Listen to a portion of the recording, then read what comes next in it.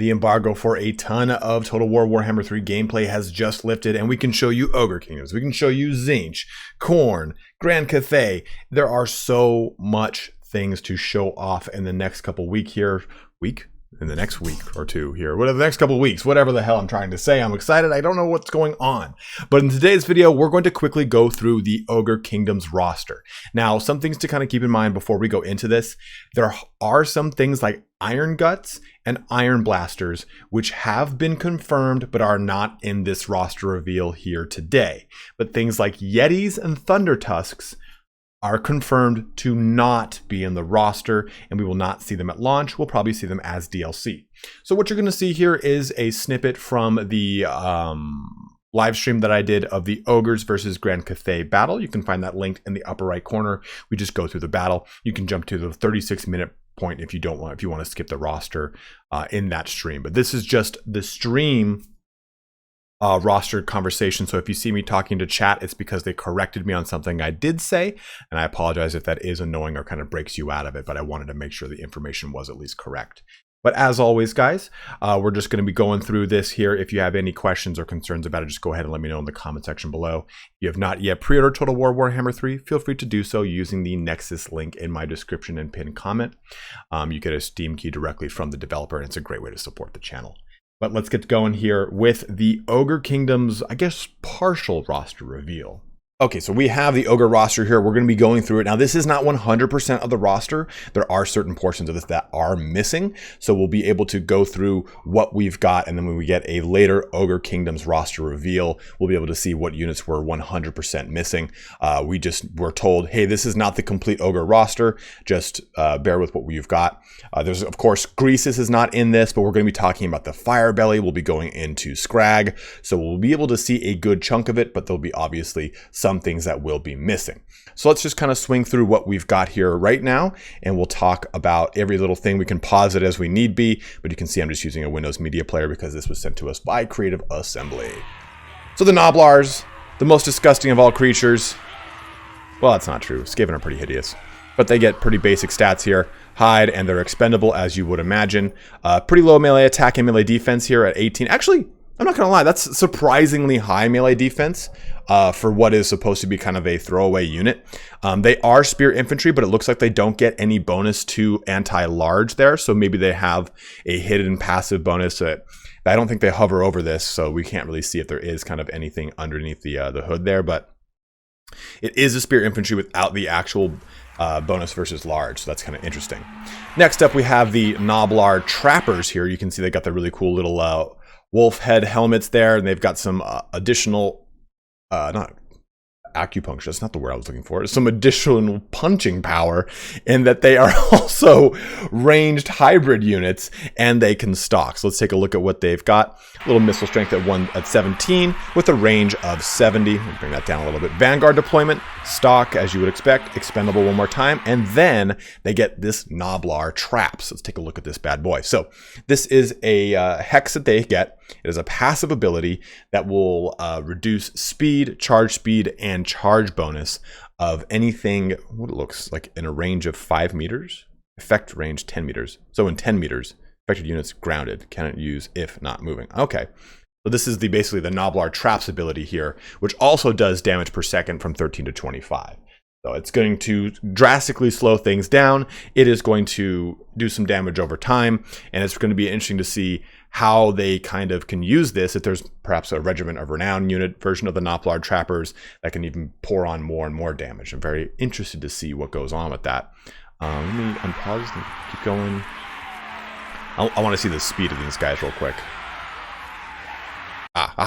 Speed of 35. So obviously these things don't have massive wheels. They're not going to be outrunning any kind of cavalry, of course, but it is interesting. Now, I don't think that they're selected, so it's not an actual activatable. I believe it looks to be, just jump back there one more time, single use passive ability. So you're not going to be able to just spam this a whole ton. So very curious to see how that kind of comes into it. I'm stoked to see the Noblars though. I really like that we're getting a little bit of a shot of these guys in the roster. And although clearly we're seeing the we're seeing the Ogre Kingdoms as the pre-order bonus. When we see the Chaos Dwarfs, this gives me hope for possible Hobgoblins in their roster and other things of the sort. I don't know why it gives me hope for it. I just really want to see Hobgoblins. So we have the Ogre Bulls up next here. A big brutal 60 leadership on these big fat boys with a 28. Dude, look at that speed. 54 speed on this monstrous infantry unit with its Ogre charge capability. They've got a charge bonus of 44, a nice weapon strength of 90. Very low in that melee defense at 22, but a decent chunk of melee attack at 28. Nothing super jacked up, but still pretty nice one to see nonetheless. They cause fear, as you would expect. They are siege breakers. They hide in the forest. They get wall breaker, allows the unit to attack and destroy walls in melee. Remember, this is a new mechanic that was brought in with Total War Warhammer 3. So it allows the unit to break open walls, because remember, that's going to be more important this time around. And they get, let it expand. When attacking braced charge defenders, this unit only loses half of its charge bonus. So let's take a second here to talk about Ogre Charge. Now, the way that Ogre Charged worked in Warhammer Fantasy is that basically, whenever the unit charged into combat, it would do damage just based off of the presence of it running into combat. So it's cool to see remember, a monstrous infantry unit with 54 speed and what is that, 44? 44 charge bonus. That's pretty girthy. Now, what I am not as stoked about is this unit only loses half of its charge bonus. I'm going to assume that they at one point put something on here that allowed that to do it fully negates the charge bonus, right? I think I'd actually speculate that would be a pretty cool way to incorporate this, but maybe that was just too powerful at 44 charge bonus and 54 speed. Maybe you could cycle charge ogres and it just was too devastating. So I'm really curious to see how effective that half charge bonus is still with these guys. Remember, 54 speed is nothing to scoff at, though. It's going to be pretty girthy. Next up are our Gorgers, armor-piercing, anti-infantry, vanguard, and stock. These guys are going to be disgusting. A nice 100 weapon strength. There's 8 in the unit here versus the Ogre Bulls, which had 24. So you do have to kind of factor those things, take some consideration into that with about 7,300 or so health. Low armor, of course, but a good amount of melee attack at 54, a brutal 44 melee attack with 54 speed, and a nice amount of leadership at 100 there, right? But these guys are going to be mincing through the opponent when it comes to their nice, beautiful infantry. Siege attacker, we've got fear, we've got vanguard, as it keeps going. Then we've got stock, then we've got unbreakable, gorger. So this unit has a Gorger ability for, this unit counts as a Gorger for ability targeting. Obviously, there's going to be some abilities that target exclusively Gorgers and the such. Wall Breaker, which we just talked about. And then, of course, the old family favorite, Frenzy, which is going to be quite nice here because it's going to give them immune to psych, even though they already have a pretty good 100 leadership. But it's going to give them a nice charge bonus of an additional 4, bringing that up to a 46% charge bonus with a melee attack up there too. So that's a pretty nice little ability here. I think that kicks in as soon as you press start battle. So I would assume too that their melee attack is at 52. I can't remember off the top of my head if it doesn't kick in until you press start battle, just like most effects, right? So I really do like the Gorgers. They're probably one of my favorite looking units in the roster so far. I just think they really brought them to life in a pretty badass way. Although the Firebelly is pretty sick too, as well as the Cav options, which we'll get into in just a little bit. Moving into the Man-Eaters, we've seen these guys already, what we've seen so far in Total War Warhammer 2, but 40 armor on them, a good speed of 54, 40 melee attack, and 34 melee defense with 110 punishing weapon strength. Now, what's interesting here is these guys have 16 in their unit versus the Ogre Bulls, which had 24. So it looks obviously like it's not going to be a standardized monstrous infantry size. As you can see, take a look at the roster here, right? 24, 8, 16, 16, 16. This is 32, but it's a little bit different. So you can see that these ogres do have a little bit of variation in their unit size. It's not just simply like it's kind of been in the previous Total Wars, where Total War Warhammers, where it's just been, hey, this unit is a monstrous thing. Boom, it's going to have that on it, and it's going to be this unit size. So there's a little bit of a deviation here, which is pretty nice. Moving into the lead belchers, we finally get basically what is considered the entry-level ranged unit for the ogres when you kind of think of it from an 8th edition perspective. And these guys are going to do some great damage. 200 range. That's great. With a nice 94 AP damage coming out of them. I would like to see how much of that damage is explosive, but the big downside to these guys is they only have an ammunition of 10.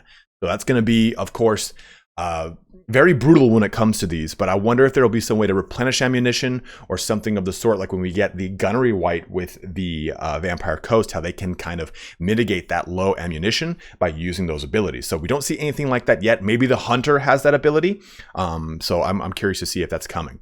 30 armor, 55 leadership, speed of 42, so a little bit slower here, about 10 less speed, and of course melee attack and defense as would be lower. But their weapon strength is high still because they use these things and swing them in combat. That's kind of always been their shtick. They always have like kind of a nice staying power in melee, is because they just swing and smash those things. Now obviously everything's going to cause fear. It can hide in a forest, don't know how, but also it's a wall breaker and a siege attacker with its dreaded ogre charge. Moving on up to the man-eaters with ogre pistols. Again, another unit we've seen already, but just to kind of quickly go over them. Everything we've seen before with the previous man-eaters. We're getting immune to psychology this time around. We're getting, not this time around, but with the man-eaters, we get immune to psychology. We get fire wheels to moving, which is pretty cool here as well. But a 96 missile strength on these bad boys with AP damage coming out, as well as 110 weapon strength still. So even though they are not their great weapon counterparts, they're still doing quite a bit of melee damage here. 40 melee attack, 34 melee defense with a nice 54 speed as well. You've got that ogre charge in there at 50. So they're still doing quite a bit of damage here. So I really like the man-eaters. In the 8th edition, they have a special ability called Arm to the Teeth, where they have just a ton of weapons. So it's cool to see the two different variations so far. I would like to see maybe like a double, like a 2-sword weapon variation, something of the sort. Moving on to our next one, we have some saber tusk pack. Take a look at these bad boys. 95 speed on these, so they're quite quick. They are extremely fast for a monstrous war beast unit here. 32 in a pack as well, with some good, well, decent enough leadership at 48. Not that great.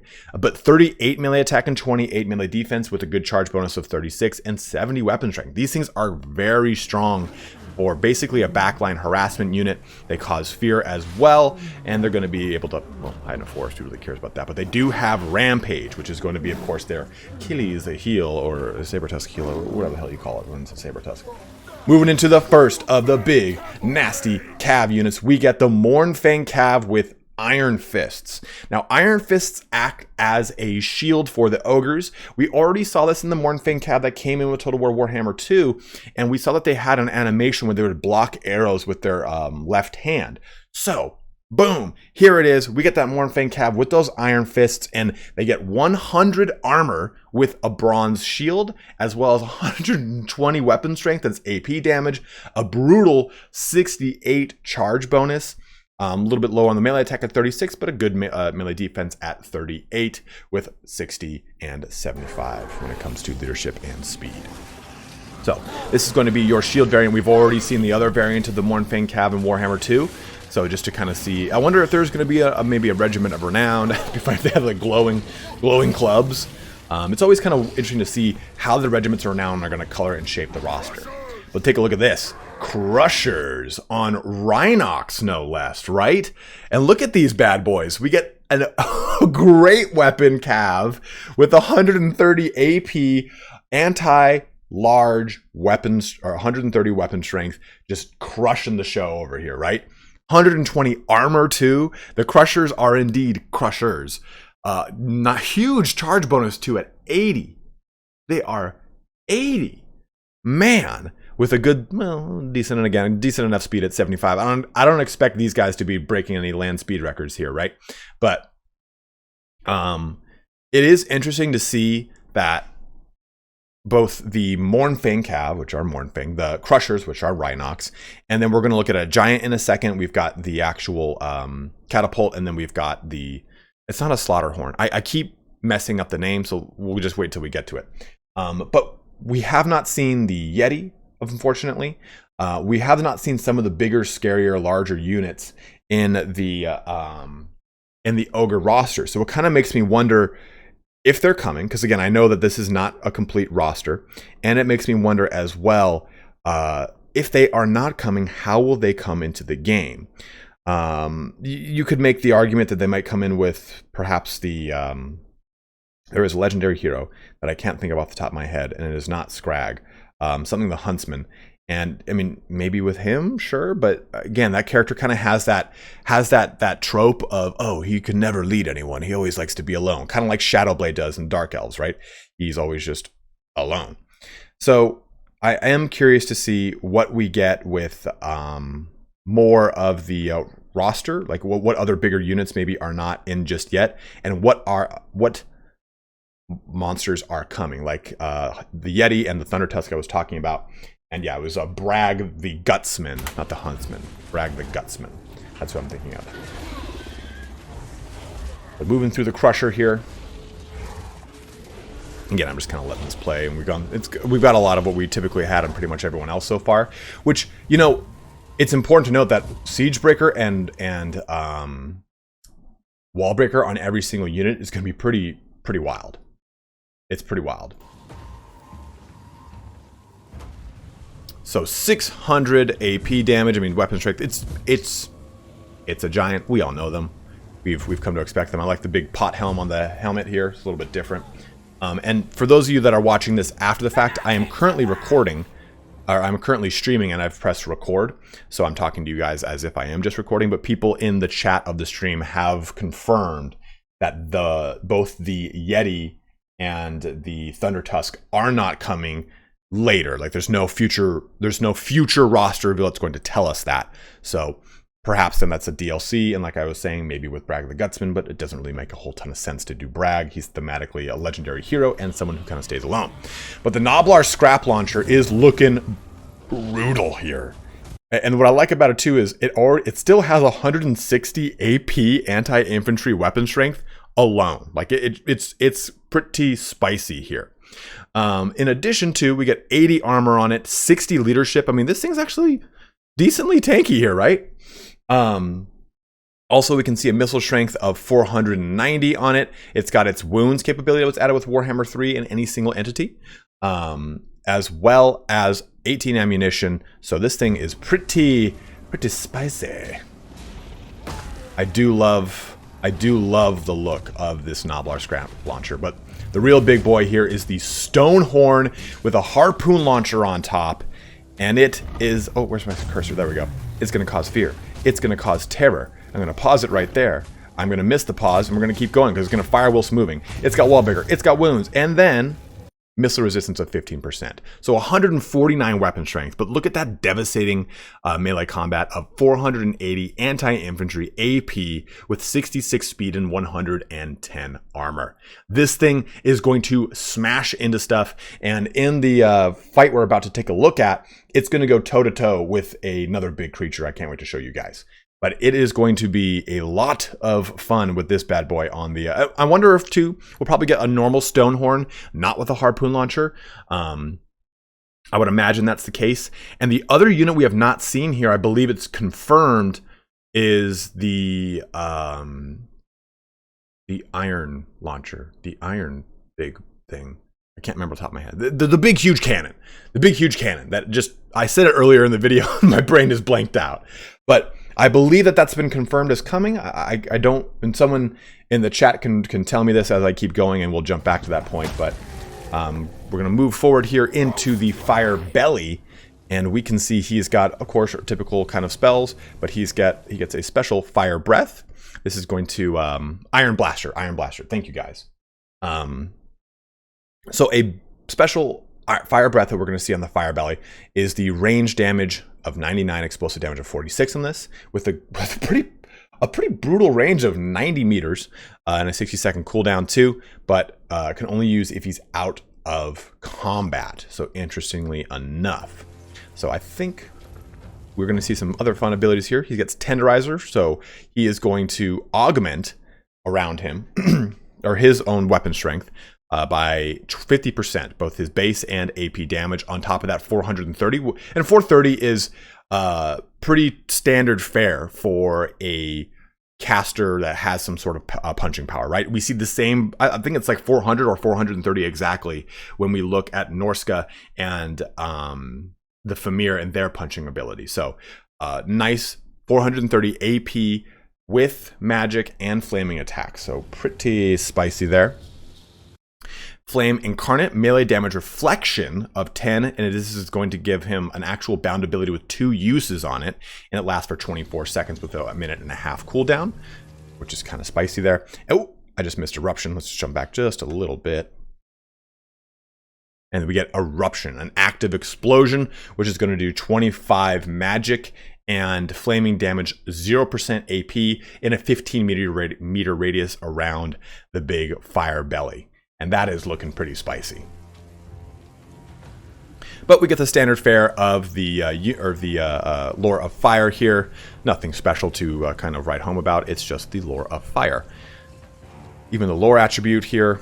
Actually, I didn't see the lore attribute, but Siege Attacker, Causes Fear, Encourage, Hide in the Forest, wait for it, Wall Breaker, It's Coming, Ogre Charge, which is going to go nice with his already capable wound set. There you go. There's your passive ability. He gets Rag Banner, which I believe is just probably because it's a custom battle.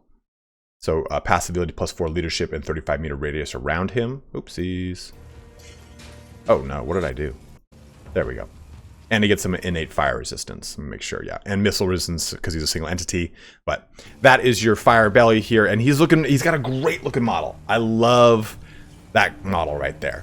So remember, this is a custom battle, so I'm sure there'll be some sort of different variation on a lot of this stuff as you can build them out in campaign. But now it is time to talk about Skrag the Slaughterer, the master of the Great Maw. And we can actually go through the lore of the Great Maw here as well.